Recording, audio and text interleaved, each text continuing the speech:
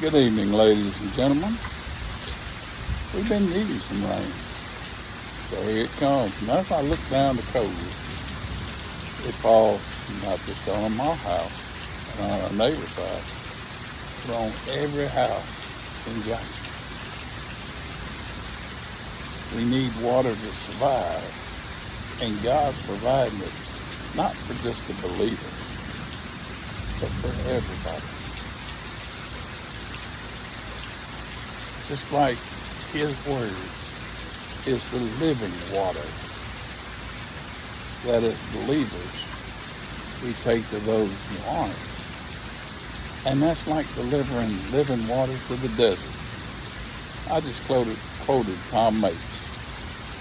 That was one of his favorite sayings, taking water to the desert when we went to preach the gospel.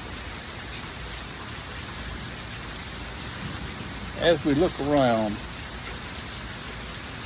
and we see the rain fall, water stand in the yard, replenishes our drinking water, feeds the plants, the trees, the leaves on the trees that turn carbon dioxide back into oxygen.